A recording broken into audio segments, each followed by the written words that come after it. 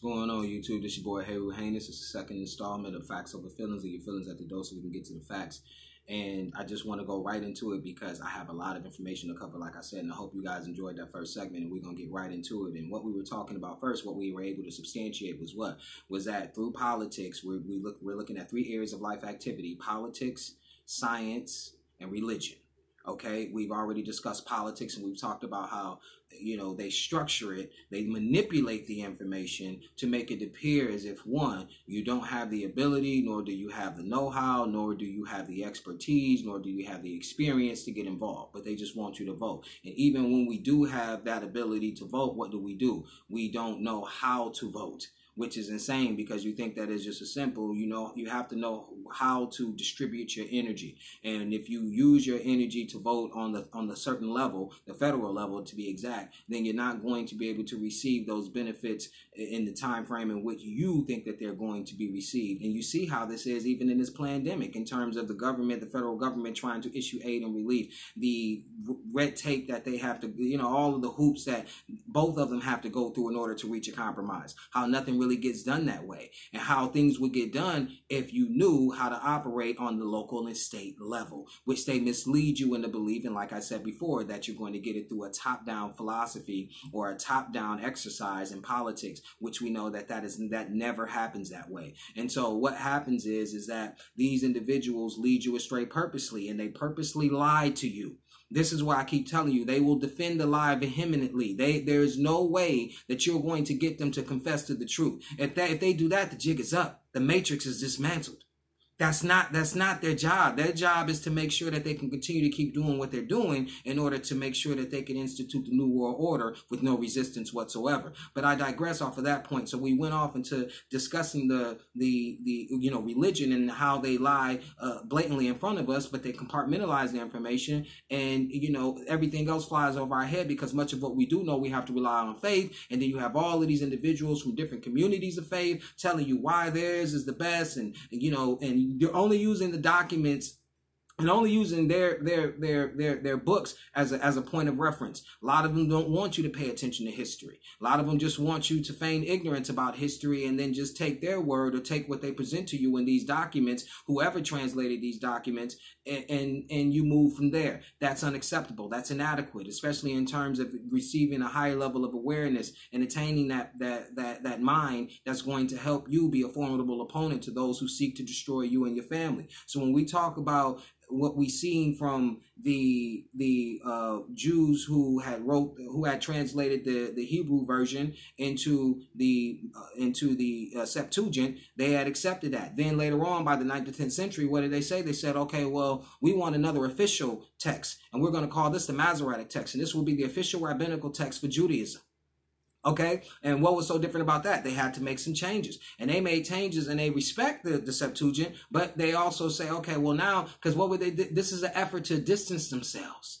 So now you don't associate them with the Greeks, because if they just use the Septuagint, what you would be like is like, who wrote the Septuagint? And when you find out that it was 6 Jews from all 12 tribes of Israel, supposedly, then these 72 individuals had translated it from Hebrew, because nobody spoke Hebrew at the time, translated it from Hebrew into Greek for Greek Jews, and then translated it into Latin for those who lived on the west side of the Roman Empire. Then you understood exactly what they were doing. Then once they had amassed the army, what did they go do? They went over into other places, specifically Northeast Africa and North Africa.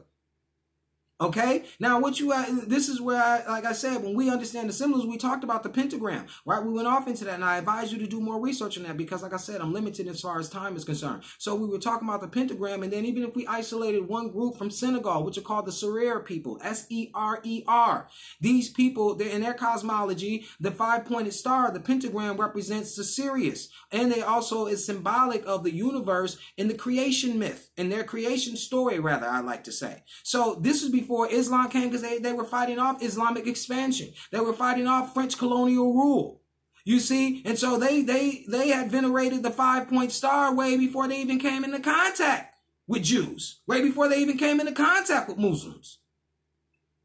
Okay? So this is what I'm telling you what was happening. All right? And so you have individuals who then said, okay, wrote the Masoretic Text and said, well, this is what Jews are going to. Pause. Now, you have a term called exonym, E-X-O-N-Y-M. Exo meaning out, N-Y-M or nem meaning name, outside name. You think Germans call Germany, Germany? Are you a fool? Germans call Germany Deutschland.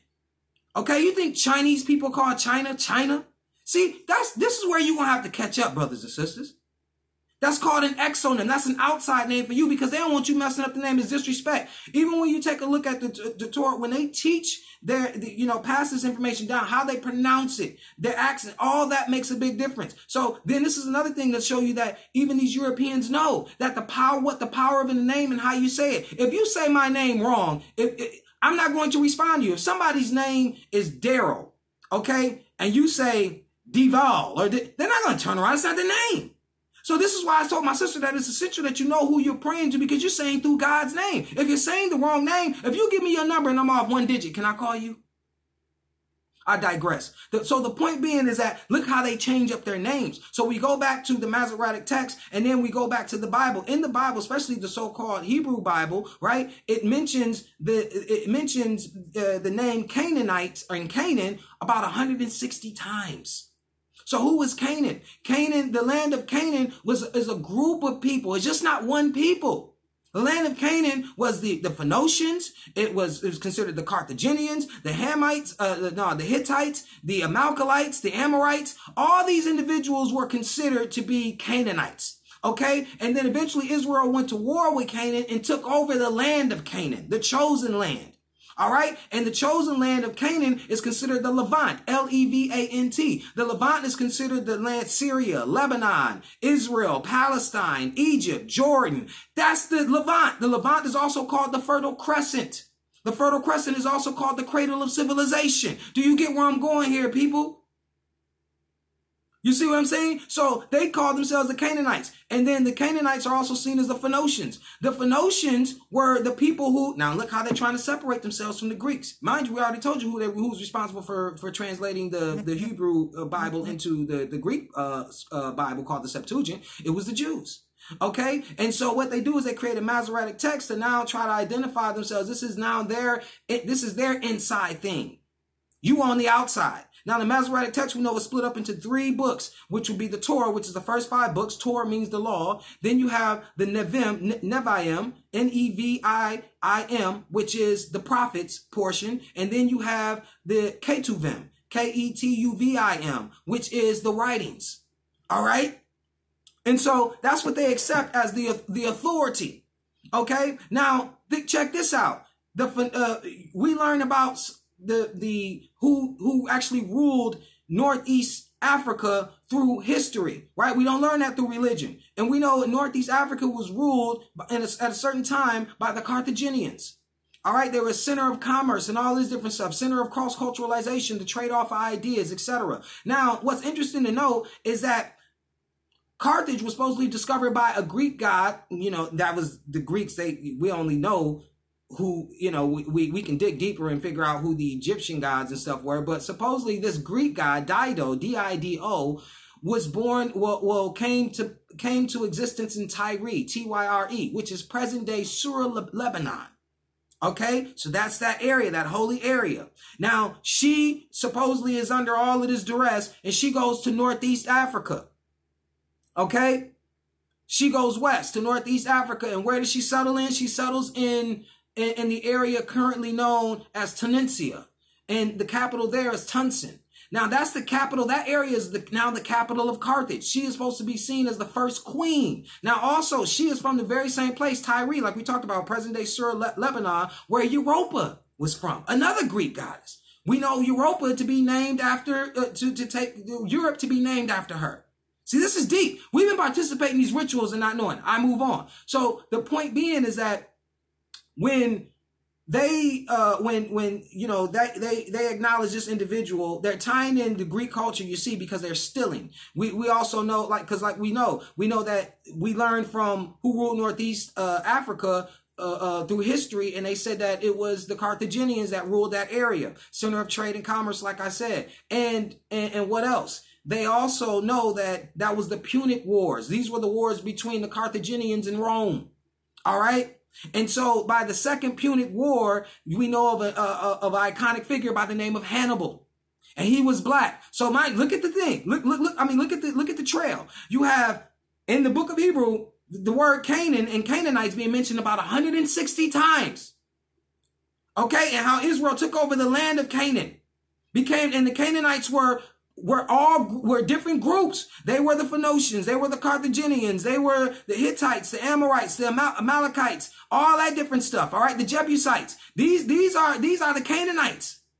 Okay, supposedly Israel took over, and then they became the Phoenicians because the Greeks knew the so-called Canaanites as the Phoenicians. That was their exonym, their outside name, the Phoenicians. But inside they were supposedly called Canaan. Because we only know that from Hebrew. Remember, they now have a new text where they can substantiate that we're these different people. Okay, but to you, we're the Phoenicians. The Phoenicians end up becoming who? The Carthaginians, because the Carthaginians spoke Punic. Punic was a language. That's why it was called the Punic Wars. Okay, and the Punic supposedly came from Phoenicia. They claimed that they were the Phoenicians. All right, and so that's conflicting because we know Hannibal to be a black man. So either somebody's lying. Either we lying about our history or they're lying about theirs. So after the Second Punic Wars, they get Sicily. Sicily, we always associated with Italy. No, they acquired Sicily after the Second Punic War, as did they acquire Iberia. Iberia is Spain and Portugal. So we were there long before even the Berbers or the Moors ruled Spain. From the 7th century all the way up to what? The 1400s, the 15th century. We were there before then. You see what I'm saying? So all that was given up in the Punic Wars. So you see what they do and how they hide their identity, stealing other people, becoming eclectic, stealing other people's identity and history, merging them with their own, as we know that they did with the Ptolemies.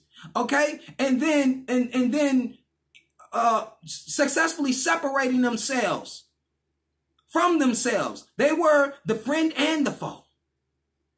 As we know that the house of these individuals of the elite, they fund both sides until when you see what's left standing, you assume that it's new or unique in nature, when really it's a piece of everything taken. You see what I'm saying? And they know this. That's why you can't get to the truth. Remember, I told you, get to the truth. You study what's in plain sight. That's why we talk about the languages when they say Semite. How are we an anti-Semite? Arabic is a Semitic language. Okay, Semite is a language, is what you have to understand. So Arabic is also a Semite language. That's why you have Christianity, Judaism, and Islam called the Abrahamic religions. Why? Because Abraham is a figurehead in all these religions. The only difference is that the sons in which the religion supposedly come through. Abraham's oldest son, Ishmael, is who Islam claims to come through, and Abraham's youngest son, Isaac, is who Christianity and Judaism claim to come through, because Isaac had a son named Jacob. Jacob changed his name to Israel. Are you with me? Walk with me. Ain't too hard. You see? So you see how they changing up their identity? Then because the Canaanites turned to Israel, and then Israel is known as the Phoenicians to the outside people, the Greeks. But yet we know that there's Greek-speaking Jews, because we know that it was Greek Jews who translated the Hebrew book, or the Hebrew Bible supposedly, into the Septuagint, which, mind you, was came together in fragments. They didn't even have whole texts. That makes it really worse. You see what we're dealing with? You see the level of manipulation here, what we're dealing with? You see what I'm saying? So we're establishing religion. This is what they know. They're not going to tell you the truth. That's what I'm trying to get you. They know the lie.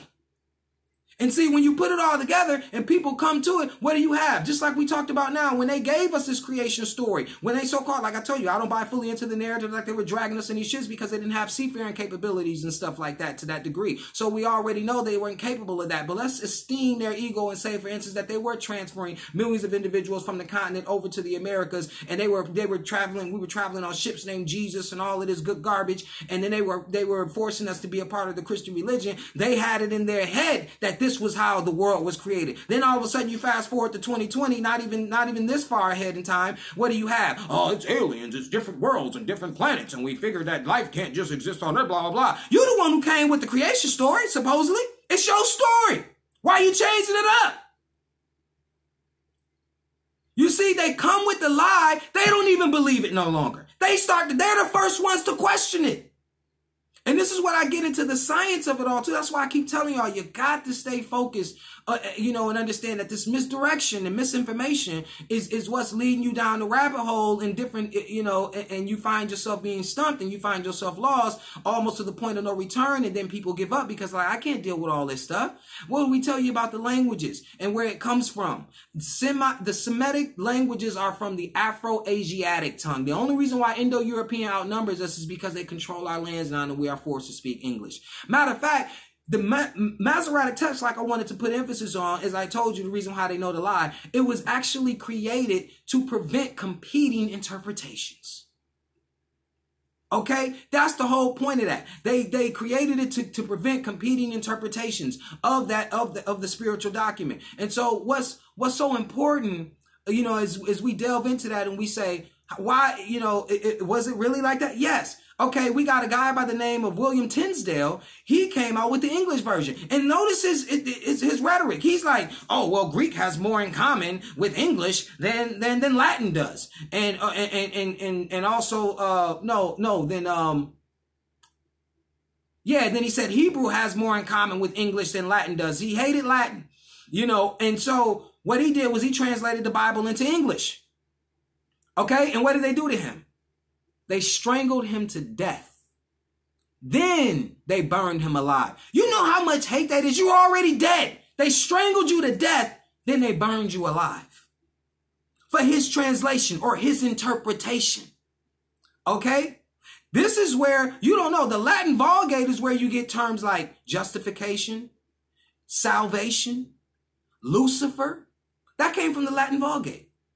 Okay, and then William Tinsdale put that in the English translation because he didn't have, so I'm going to allow you to do your homework on that too. I don't want to delve too deep, but I will tell you that, like I said, that he had to also rely on the Latin Vulgate because he didn't understand certain parts. And so he would, that's because first the morning star was actually attributed to Jesus, but then he didn't have a word for it. So he put Lucifer. Okay. Jesus, because Lucifer was actually a title, not a name. And so in his version, he actually made it a name and not a title. See, it gets deep. And this is why they wanted to control the interpretation.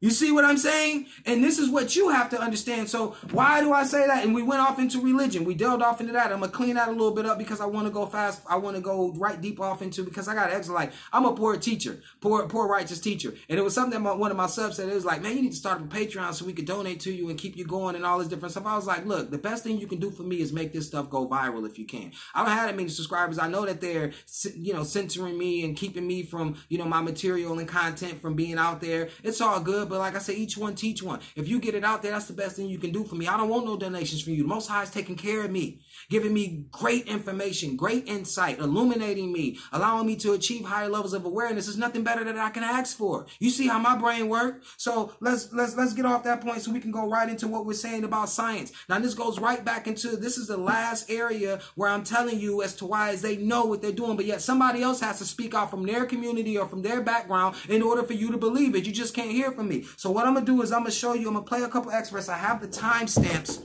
as to, and you'll hear him talk about an individual who we are familiar with now during this pandemic.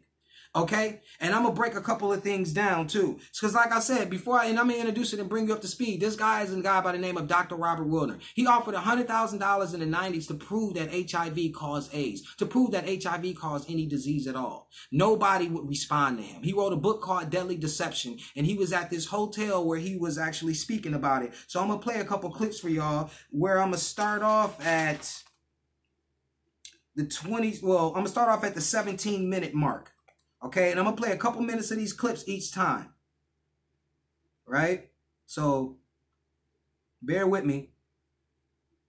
Okay, 17, 22, 17, 10. All right, bear with me, y'all. Bear with me, bear with me. It's supposed to be far more accurate to confirm the positivity. And 66 out of 30,000 proved to be positive. That means that the test HIV is 99.997% inaccurate. You want to take a test that's 0.003% right? And you're going to rely on that? But that's what they're doing to people out there. They're taking a test that is not only invalid, it's totally misleading.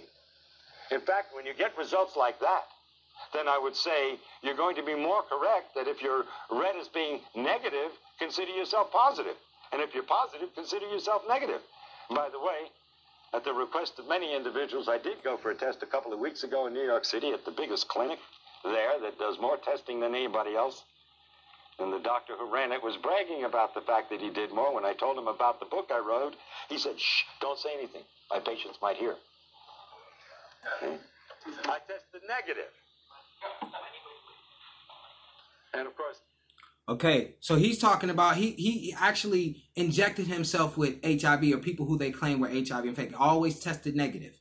Okay, I'm going to continue to keep playing. I'm going to go to the 26-minute mark, because I told you guys to check out this video. You're missing awesome material, man. I didn't hear anyone, very few people that said that they checked out this video I recommended with Dr. Robert Wilner.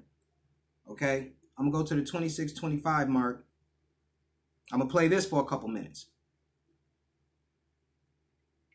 Came years later.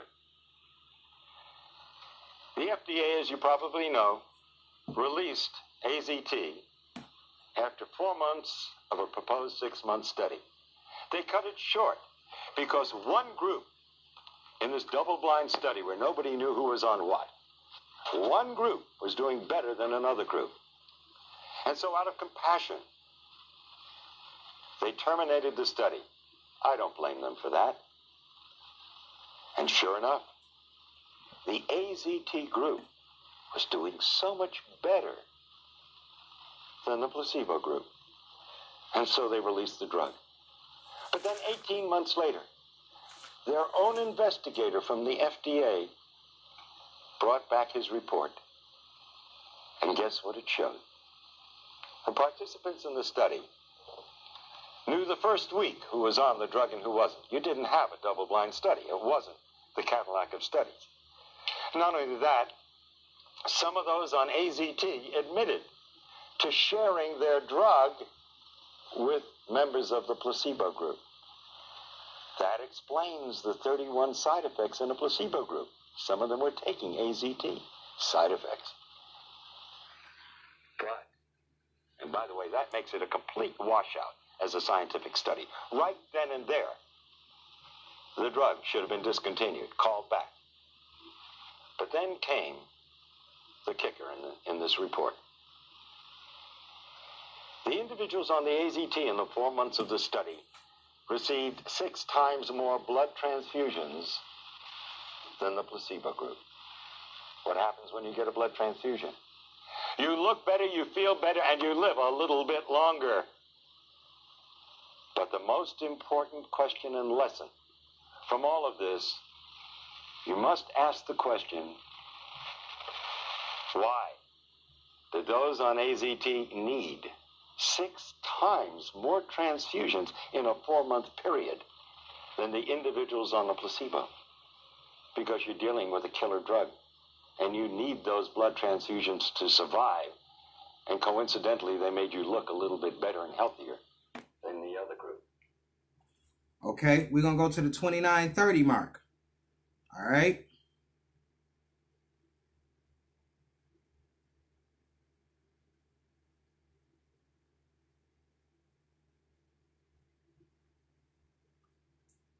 Reported in your newspapers that we were killing off our senior citizens with too many drugs. And how do you cure them? You get them off the drugs. And how were these people dying of so-called AIDS? From the number 2 cause, drugs. Both medical and street drugs. But one in particular that stood out and has been linked by 24 scientific papers with Kaposi sarcoma, and that's poppers or amyl nitrite. It's very rare that you see a case of Kaposi sarcoma in Africa because they don't use poppers. And this is the first disease, human disease, we can't give to a simian monkey. And I'm talking about legitimate diseases. Because you see, the virologists have been coming up with more diseases than you can imagine. haven't you bothered to notice? Most of them never pan out. They disappear from the headlines, and they're never heard of again because they weren't diseases really in the first place. Like SMON, a disease in Japan. For 15 years, they pursued viruses. And what did it turn out to be? Enteroviroform, a drug for diarrhea that they were using over there. Amazing, isn't it? And they spent 15 years and lots of millions of dollars, but guess what our virologists have done? Wow, they hold a candle to no one. For 20 years in Nixon's war on cancer, they spent over $20 billion looking for a virus that caused cancer. And they came up empty-handed. They not only couldn't find a retrovirus, which was the ideal choice because it doesn't kill cells, and it's multiplied by the cells, which is what cancer cells do, but they never found any disease that it caused. But guess what they chose for the scam of AIDS? A retrovirus. Already $20 billion in 20 years, we found nothing that it does. And we also found out absolutely it doesn't kill cells, because if it did, it would commit suicide. It needs the cell in order to replicate, to be alive. So the epidemic would be over before it began. It's impossible. But this is the virus. They've just spent another $20 billion in only 10 years' time. And they're asking for more. And now they want to give us a vaccine. See? Oh, will they make money with that? They not only have a test for HIV, which, by the way, is not for the virus. It's for immunity. Like I say, it's the first disease in the history of medicine. When you're immune to it, you're going to die from it. But now, they want to give us a vaccine. Powerful. Did you just hear what he said? It was the first disease that they came up with where they test for the antibodies. Antibodies is what proves that you are actually mounting a defense. And they said, okay, well, since your body is resistant to it, you must die. What? You let them get away with that. So now you're complaining about the pandemic? Look, hold on. More. Let's wrap this up, because like I told you, I said I'll be having bombshells, bro. I don't sit up here and give y'all no surface level garbage, man. You see what I'm saying? Wait till I get everything set up, my laptop and all of that. It's coming. I just got a lot of bills. Y'all need to work with me. Okay? We're gonna start this at the 23:45 mark. Excellent video. I think you should guys you know definitely watch it in its entirety. But you know, I'm taking out snippets that I like. Let's see. We'll just start at 23:30 because, you know, I'm running out of time. Yeah. You see, Hitler pulled off a lie, and he was condemned for it by most of the world, although believed by three major groups of the Axis powers. The liars and killers like Fauci and Gallo and Hazeltine and Essex and Flossie von Stahl and the Margaret Fischels. These people are getting by with the lie and getting paid immense sums of money for it and praise from the rest of the world while they murder. The study at the University of Miami was completely fraudulent. You see, I believed that the virus caused AIDS from 1984 to 88, and I treated AIDS patients. One of the few doctors willing to. Doctors were scared for their lives to even treat the patient. By the way, sticking my finger, nothing new. I did it lots of times in treating my AIDS patients. And in fact, it's amazing that in spite of the fact that we are at such great exposure to this deadly disease, the incidence of the disease amongst medical personnel of all types is less than the general population. This is a first in the history of science. Check it out. Think about that. I just need y'all to check that whole video out because we're running out of time. I actually have to make a third part But what I wanted to say, you know, kind of touching, you know, and actually compliment what he was saying, when it first came out, it was called GRID, gay-related infectious disease. Just like you see with the pandemic, they come out with these definitions of what they think that it is, scare everybody to death, and then they change it up. Oh, well, it's just not gay people can get it. You need to release that stigma. You came out with that stigma. Just like when you came out and said everybody don't have to wear masks. Now everybody got to wear masks. The young people couldn't get it. It was primarily affecting the old people. See how they change it up and modify it? You see, like he said, how, you know, individuals who are Nobel laureates and world, you know, and virologists are scared to come out and say anything like this because they're afraid for their livelihood. It's going to take you.